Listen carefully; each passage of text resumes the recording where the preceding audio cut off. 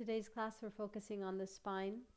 So we're moving away from the hips and the lower body. There are 6 skeletal movements to your spine. So we have the lateral flexion, extension, I think that's a back bend, and of course, twists.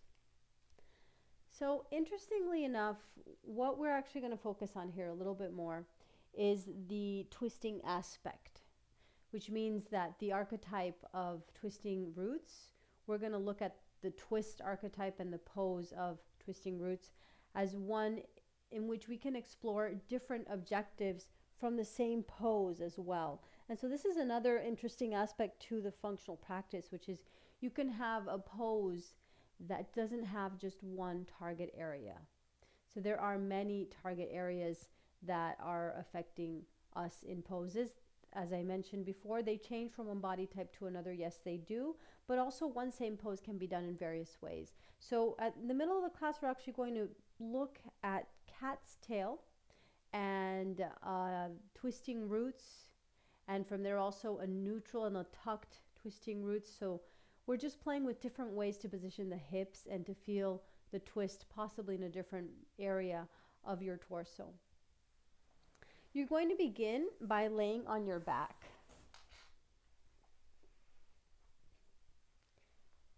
And we're starting with a 2-minute Bananasana on each side. So as the name clearly states, you are making the form of a banana with your body. There comes its funny name. So you can keep just your one for a moment, noticing where your feet are, your hips and your shoulders are. And then you're going to go ahead and bring your arms over your head. And allow the arms as levers and extensions right now of your upper body to walk to one side and walk your shoulders to that side as well. And then from there, walk your feet as well to that side. And there are various ways of keeping those feet down. Some people like to cross. In this case, I'm going towards the right. And so I would advise to walk towards the right, both your feet and your arms, so we can work with the same objective, the same. It'll be easier for you to follow my instruction as well. The feet, I could either go ahead and place the right foot over the left or the left foot over the right. And then some people actually even like to, the other day I saw this and it looks wonderful, they place a bolster on their feet. Your face can be either looking down or up or towards the left. You should be feeling that left side of your body. The obliques as a muscle group in a lot of these spine movements and the twists as well really are a part of the target area. If your arms start to fall asleep, please lower. Either in this case it could be that just both hands are not comfortable up, and they can help you find the position and then lower back down. Or you can just keep the right hand down and the left arm over your head.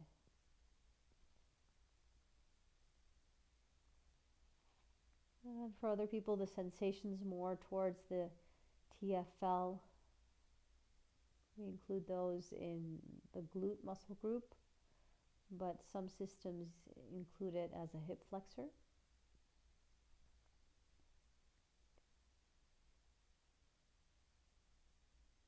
Just breathing naturally towards the left side of your torso.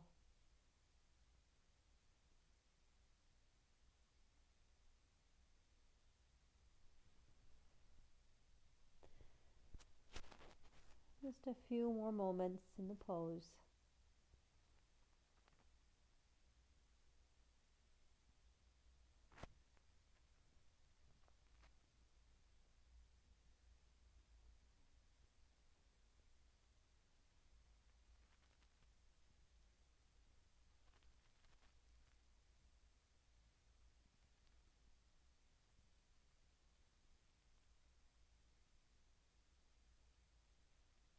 Go ahead and release your feet.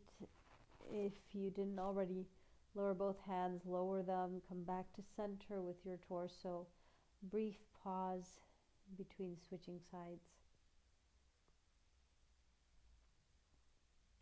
Arms over your head. Lift your shoulders, walk them to the left, and then walk your feet towards the left as well.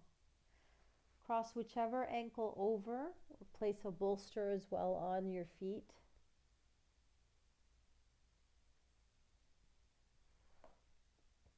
And your face can be in whichever direction feels most natural for you.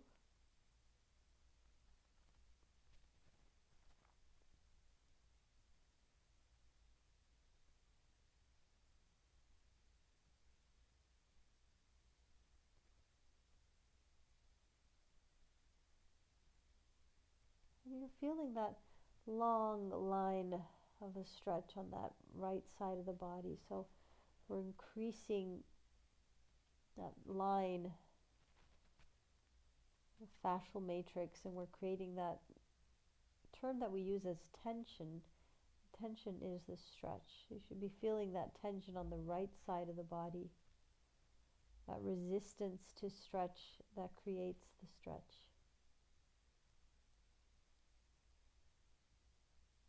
And observing the viscoelastic properties of the fascia as you hold.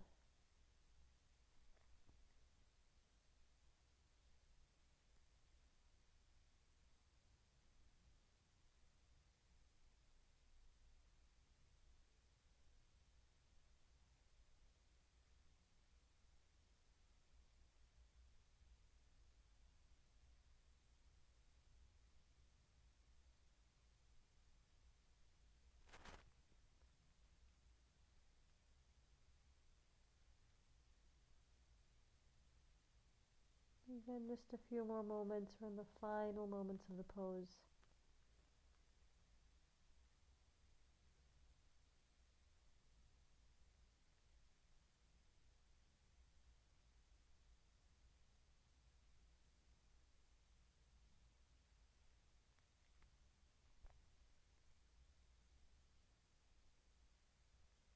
And coming back to center with your head, with your legs and your hips.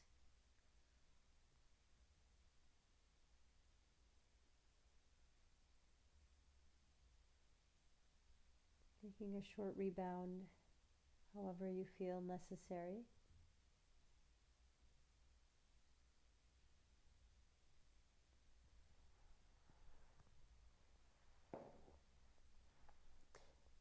We're going to look at twisted roots. So I'm going to sit up just to show you. Twisted roots is done on your back, so you can continue on your back or sit up if you feel like you need to look at me instructing a little bit more on what we're going to do with our spine in the different positions of versions of twisted roots. So we'll work with the tucked, then the neutral, and the arched, which the arch is actually, it's cat's tail. So that's also, we're bringing a twist and a back bend in that one pose. So with the position tucked, it's actually kind of, you're curved in. This is a movement that's called in the pelvis a retro version of the pelvis. And then you have the anteversion. So this would be more like what we're working towards when we get to the arched version. But we start in a tucked. And then from the tucked, we're going to go into a neutral. And then from the neutral, we're going to go into the arched. And we're going to work with that in twisted roots. So we're going to hold each side just 1 minute. It's more of an exploratorium for you to find what feels not best, even just how it feels different. Sometimes it's just how does it feel different? And then what's best for our bodies oftentimes can even be what helps us feel better than in our day-to-day. We think that the sensation is in the moment, but oftentimes we realize that we can't do certain things as we start to do them more and more with time, and we start to see how our body responds to it in the bigger rebound, which is your daily activities.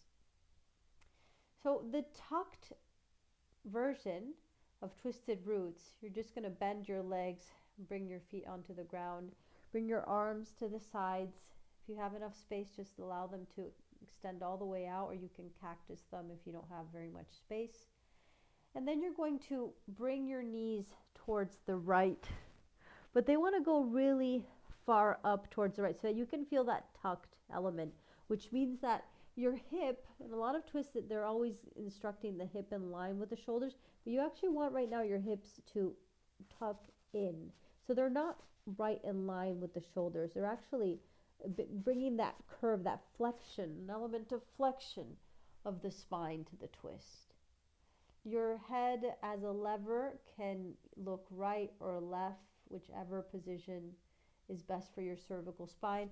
Also noting that this lever adds to the twist in different ways as well, depending on how it's the weight of it. So your face, if it's going towards the right, for example, you might notice that long line of sheath on the left side, so the obliques that you might be feeling as a part of this stretch, or the outer side of the hip, they really just go alongside to kind of hugging that left side of your face. And it gives more emphasis towards the weight on the right. But if you allow your face to go towards the left, you're going to notice that it's the left shoulder. So you're adding actually more intensity to the twist. This is true if you bring your head and the weight of your head towards the left. But either one's fine or neutral. And observing how your spine feels, how your hips feel. Of course, there are lots of ways to do this pose. If you need blocks in between your knees or some form of support underneath your knees because you don't want to go too deep into the pose.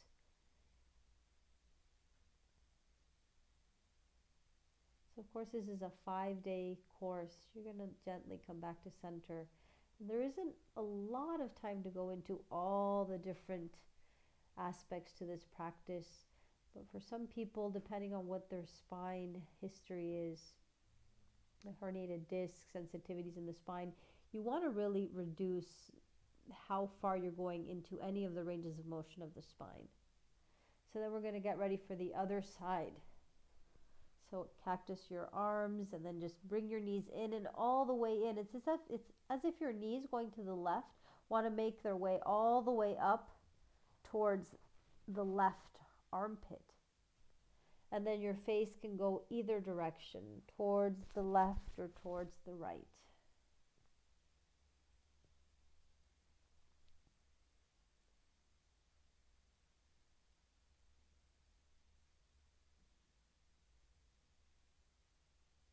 And of course you could do the twisted version, crossing one leg over the other. Right now I'm just keeping it neutral. We're playing from here, but that is twisted roots. We could cross the legs over.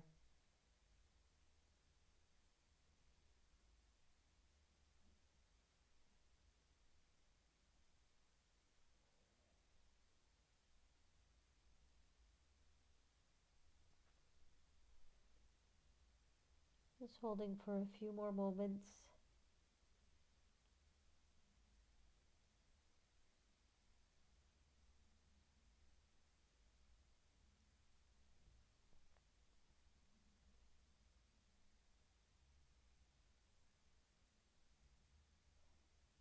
And coming back to center.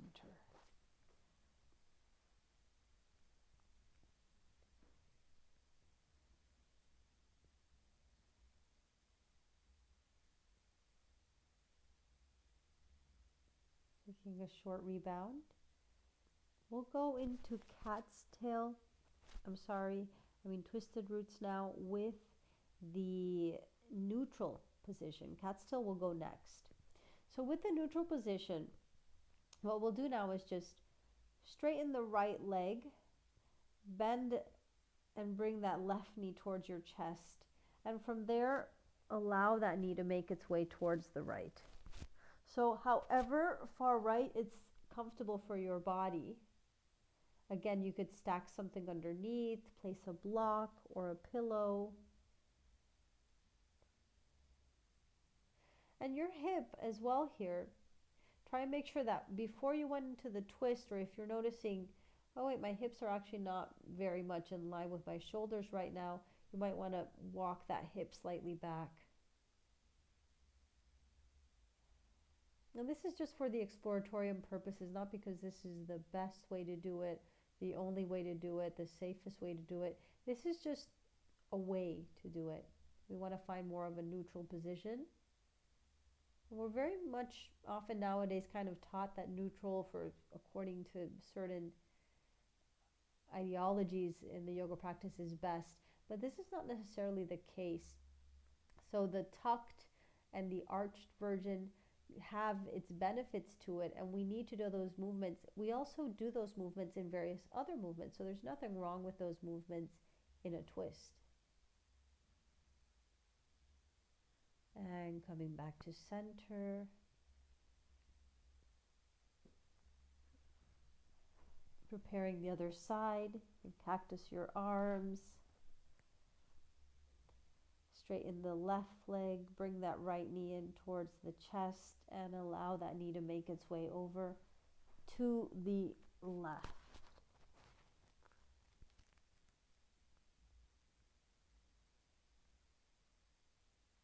The knee doesn't have to touch the ground. Sometimes you have to really choose in these twists if you want the knee on the ground or the shoulder, in this case the right shoulder, on the ground. So it's just a matter of the body finding its balance between how far it can create this line of tension. And it is also common sometimes in this pose to feel a stretch here in the pectoralis muscle. So it has a certain element to it that helps with back bends.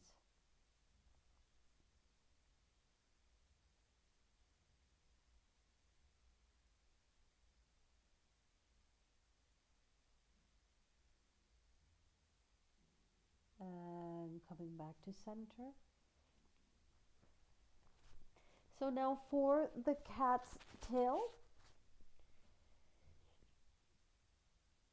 extend the right leg, hug the left knee into the chest again. So we start similar to before, but now when you bring that knee to the right side, you're going to see that we're going to adjust the hips in a specific way. And you can do it even before you go over, which is you lift the hips and you really make them go towards the left. And then from there, that left knee makes its way towards the right. And you should feel like your hip is slightly slanted. And if that's not the case, because you're leaning onto the right side, make a pillow with your right arm, allow your head to kind of rest on that hand. And then from here, you might want to tuck that right side of the thigh more under and back. So it's almost as if you wanted to lay on your belly, but you're not. You really want that left side to remain lifted. And then from here, you can rest your head back onto the arm. Go ahead and grab that left foot with the left hand. The right foot with the left hand. It's opposite hand and opposite leg. And then see if you can kick back and go into the twist from here. The twist and the back bend.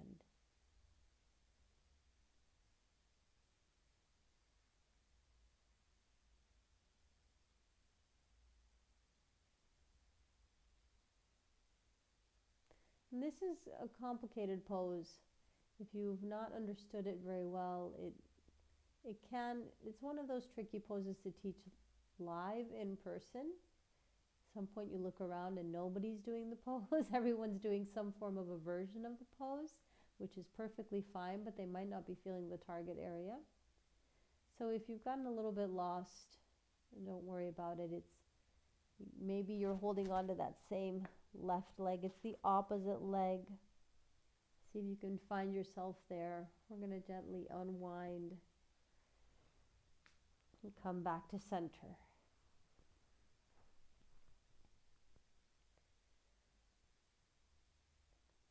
Rebound for a moment.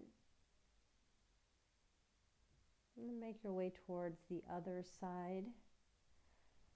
So again, you might want to lift your hips up, sway them to the right, straighten that left leg, bend that right knee up, and then allow that knee to come towards the left, all the way towards the ground. Lift your hip up of the left side so you can slowly walk that hip back. Make a pillow with the left hand, resting your face there. And then from here, notice your right arm is free and your left leg is free. So you're going to go ahead and grab that left foot with the right arm. How we clasp, it's totally up to you if you want that the hand towards the inside of the foot or towards the outside of the foot. For some people, just bringing that heel in towards the glute is a good stretch in the quad, and that's a perfect target area. This pose has various target areas as well to it. Or I can kick back. So I'm pushing the heel away from the glute and I'm finding more of that back bend element. And so then from there, I'm actually feeling more what I'm stretching in that front sheath of the torso. So there's a little bit of that rectus abdominis stretch and what I mentioned before, the pectoralis as well. Don't worry about that right knee being on the ground. It can lift off the ground.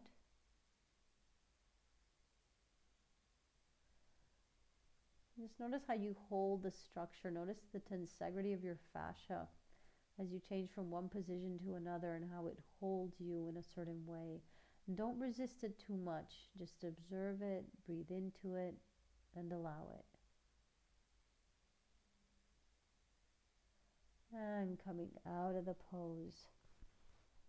Making your way back to center. Rebound. So just a review of those 3 versions of twisted roots, some of them even with different names. So we had the tucked twisted roots, we had the neutral, and then we went into cat's tail. And those were exploring different forms and ways in which we play with the pelvis in a twist. And at your pace, come back up to a seated pose. So to finish how we're stressing the tissues of the spine and just go into a forward bend, you could say we did most of these movements as well, even just in the different versions of twisted roots. But I will add a forward bend here, bringing your feet together, heels away from your hips. So what some people call, especially Bernie Clark calls the long-legged butterfly. And just allow yourself to fold forward. Note, interestingly here, if you wanted to, you could do caterpillar as well.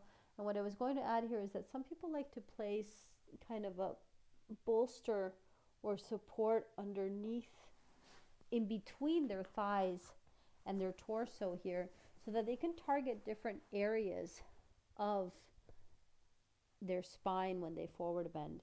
Notice that if there's something blocking you, you're going to have to find the fold from a different place. So you could try that if you feel up for it, either in caterpillar or in butterfly. It's a little bit more effective in caterpillar. For butterfly, you need to have a really long bolster. We're holding for 1 more minute.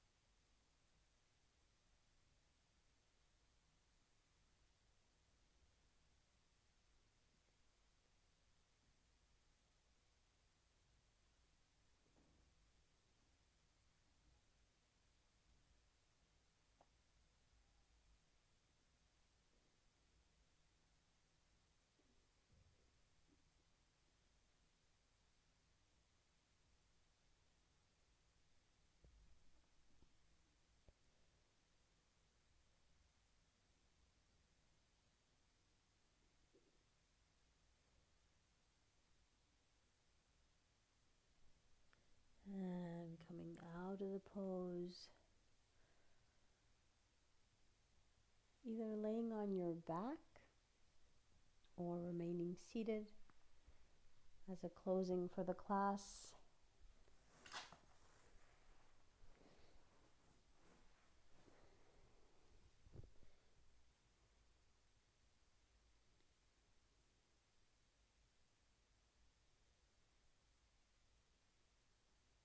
Noticing how your spine feels.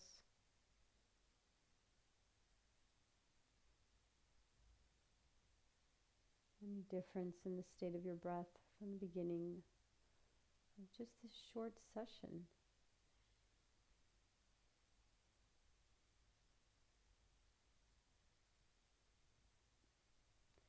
And this is the final class of the 5-day course.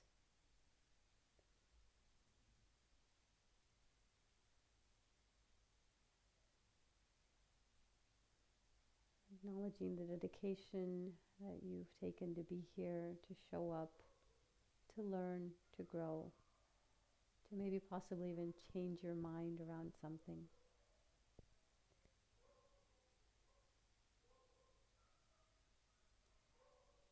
Thank you so much for being here. Namaste.